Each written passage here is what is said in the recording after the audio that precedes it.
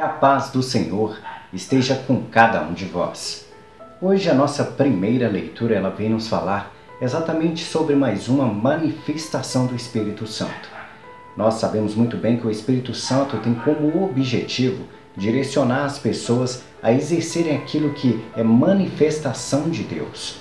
As manifestações que nós conhecemos muito bem, que muitos de nós até desejamos para nós, geralmente são direcionadas a curas, a milagres, porque nós temos o coração preso àquilo que a carne nos convida a viver. Por isso nós queremos muitas vezes ressuscitar as pessoas que morreram, porque nós as amamos demais e preocupamos demais com a carne. Muitas vezes queremos curar as pessoas que nos rodeiam pelo amor que nós sentimos a ela. Às vezes um pai, um irmão, um filho está acamado em um hospital e nós gostaríamos de receber essa manifestação do Espírito Santo para poder curar essa pessoa que nós tanto amamos.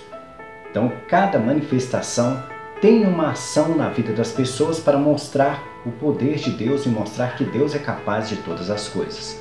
É claro que para isso é essencial que nós possamos ter uma comunhão com Deus. Agora bem, o que é ter a comunhão com Deus? Para que nós possamos ter uma comunhão com Deus, a primeira coisa que nós precisamos é amar a Deus sobre todas as coisas, ter fé junto com Ele, acreditar nele de todo o coração, mesmo não podendo ver, e respeitar aquilo que Ele nos enviou para seguir, através de Jesus Cristo. Jesus trouxe para nós os ensinamentos que devemos seguir para ter uma comunhão com Deus. Cristo tinha uma conexão muito forte com Deus porque Ele vivia com Deus no reino dos céus. Ele veio para o plano terrestre para nos ensinar quais os caminhos a serem traçados para alcançar essa comunhão com Deus. Tendo a comunhão com Deus, naturalmente, teremos as manifestações do Espírito Santo, porque o Espírito Santo passará a habitar dentro de nós. Na nossa primeira leitura de hoje, vem nos mostrar exatamente o outro tipo de manifestação do Espírito Santo, diferente um pouco daquelas que nós desejamos para nós. Mas é a manifestação do convite. O convite a ir aonde o Espírito Santo está nos convidando a ir. Geralmente, nós não queremos ir em todos os lugares. Nós escolhemos aonde ir, porque tem lugares que nos desagradam. E nós não queremos estar em certos ambientes, às vezes por causa de pessoas que nós não gostamos. Porém, quando nós recebemos esse convite do Espírito Santo, nós já temos uma comunhão com Deus e passamos a entender que, aonde quer que nós possamos estar, sempre estaremos protegidos por Deus. E nós não teremos aquela prisão com a nossa carne. Nós não estaremos tão preocupados assim em entregar a nossa carne para a morte, porque a vida está no Espírito. É o Espírito que prevalece após a morte da nossa carne. Assim, na nossa leitura de hoje, Barnabé e Saulo foram convidados a encontrarem-se em outros ambientes, a irem para outras regiões através do convite do Espírito Santo. É claro que eles aceitaram porque eles tinham essa comunhão com Deus. Mas muitos de nós, às vezes, somos convidados por Deus a ir em certos lugares para levar a palavra de Deus, para ajudar as pessoas, mas nós negamos isso, não aceitamos. Porém, quando Deus quer que nós possamos ir e sabe que esse é o nosso caminho e o nosso destino, Ele não desiste de nós. Assim como aconteceu com Saulo. Como sabemos, Saulo antes era uma pessoa que perseguia os cristãos. Ele matava todos aqueles que levavam a palavra de Deus. Porém, Jesus o atingiu de tal forma que ele converteu-se e passou a evangelizar a palavra de Deus de tal forma que ele é um dos grandes responsáveis pela evangelização de todo o mundo. É ele que tomou frente, tomou força e correu atrás para poder levar a palavra de Deus. Deus viu em Saulo uma grande capacidade e não desistiu dele, nem mesmo ele tendo matado vários cristãos em função daquilo que ele vivia antes. Pois ele vivia uma vida de pecados e vivia uma vida onde ele acreditava que o poder e a força eram maiores. Até entender que a força maior está no amor. E o amor foi Deus que o mostrou e deu a ele os caminhos. O nosso salmo responsorial vem nos falar sobre glorificação. Glorificação é dar a Deus o seu devido lugar e o seu devido poder. E nós muitas vezes não damos glórias a Deus da forma que deveríamos dar. Preferimos dar glórias a outros homens, a outras pessoas, do que dar as glórias a Deus. Nós notamos isso muito bem nos dias de hoje. Nós vivemos numa sociedade que vive idolatrando outras pessoas. No meio político nós notamos muito bem isso. Às vezes vemos um partido A e um partido B brigando entre si, colocando seus candidatos como deuses, como pessoas capazes de resolver todos os problemas de uma nação, todos os problemas de um homem. E sabemos muito bem que o homem é falho, é pecador e não conseguirá assumir todas as responsabilidades e nem conseguirá agradar a todas as pessoas. O problema maior é a falta de flexibilidade das pessoas em compreenderem que os humanos e os homens erram e são pecadores.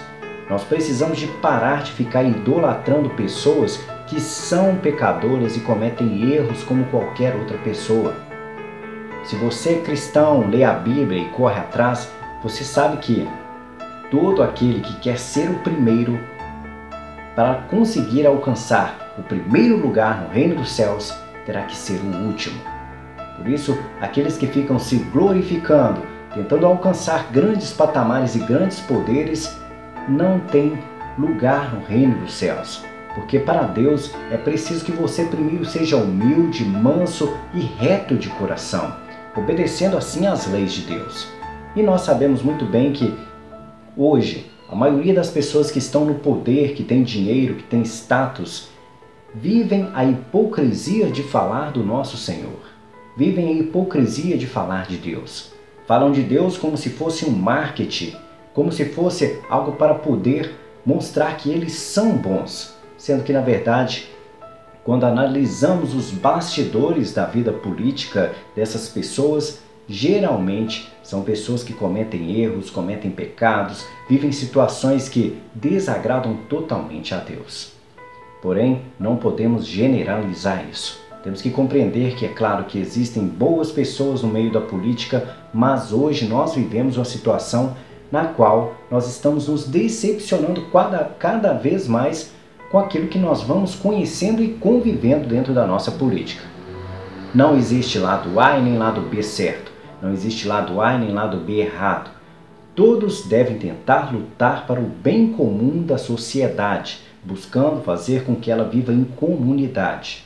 É claro que sempre existirá um que tem mais poder e um que tem menos poder, porque é necessário que hajam líderes para governar a nossa nação, para cuidar das pessoas. Assim como aconteceu com o rei Davi e o rei Salomão, que eram pai e filho. Era necessário Deus os orientar a cuidar do seu povo, mas foram homens sábios que souberam trabalhar e agir de acordo com a vontade de Deus, não sendo desonestos com as pessoas e nem com a vontade de Deus. Por isso, vamos dar honras e glórias somente a Deus, não aos homens, muito menos a artistas, jogadores de futebol, políticos, qualquer outra pessoa assim. Eles são necessários para existir, para que as coisas fluam e aconteçam, mas eles não merecem as glórias que devem pertencer somente a Deus. Mas vamos dar continuidade no nosso evangelho de hoje. Nosso evangelho de hoje vem nos falar exatamente sobre a humildade de Jesus em seu coração. Ele a todo momento, durante os contextos bíblicos, vem nos falar que ele veio a serviço de Deus. Ele não é Deus, mas Deus está em Jesus. Nós temos que entender isso, porque muitas vezes as pessoas colocam Jesus como o homem responsável por todas as manifestações do Espírito Santo. Porém, Jesus não foi responsável por aquelas manifestações. Quem foi responsável foi Deus Pai. Então, por isso, nós temos que entender que existe uma Trindade Santa. Deus Pai, que é o que tem poder, onipotência, onisciência e onipresença. Tem Jesus Cristo, que é seu Filho, que serviu a Deus e veio aqui a trabalho de Deus para poder realizar um serviço para a nossa salvação. E o Espírito Santo, que é a força que moveu Jesus, que pode nos mover e mover qualquer coisa nesse mundo. Tanto que é dito por Cristo: se calarem a voz dos profetas, as pedras falarão. Se calarem a voz dos homens, Deus tem a capacidade de colocar numa pedra o poder, através do Espírito Santo, de poder manifestar através das pessoas a evangelização. Por isso, Deus é capaz do que quiser e de todas as coisas. Mas Jesus estava aqui a serviço de Deus. E no nosso evangelho de hoje, ele vem falando isso explicitamente, sendo bem claro que tudo aquilo que ele faz é obra de Deus. Se as pessoas não acreditam naquilo que ele faz, naturalmente não estão acreditando em Deus. Porque o que ele está fazendo a serviço de Deus. Não é poder dele, não é poder de outras entidades, mas é poder de Deus Pai. Porque falavam que Jesus estava até mesmo com um demônio. Jesus afirma: como poderia servir a dois deuses, servindo a Deus Pai e servir ao demônio? Não, ele poderia servir apenas um. E sabemos muito bem que o poder de Deus é a demonstração de amor, e o poder de Satanás é a demonstração do mal. E o que Jesus fazia era curar, ensinar como cuidar do próximo, tratar bem as pessoas, ser caridoso. E isso é manifestação de Deus. Como poderiam dizer que Jesus estava realizando trabalhos do demônio? Se o demônio pratica as fofocas, a prostituição, a avareza, a maldade, a ganância, o desejo da mulher do próximo, isso que são coisas do demônio. Então, as manifestações de Cristo eram reflexo do que Deus era. As curas, os milagres eram ações do Espírito Santo na vida de Jesus. E nós, da mesma forma, podemos agir da mesma forma, desde que nós entreguemos o nosso coração a Deus e possamos mostrar a Deus que estamos firmes e retos. Se você diz uma coisa e faz outra, isso é hipocrisia e Deus não se manifestará em você através do Espírito Santo, porque hipocrisia é mentira e a Deus você não pode enganar. Você pode enganar os homens, dizendo a eles que é bom, que é isso, que é aquilo outro, mas Deus conhece os seus bastidores, conhece a sua vida, sabe tudo aquilo que você faz de errado por trás.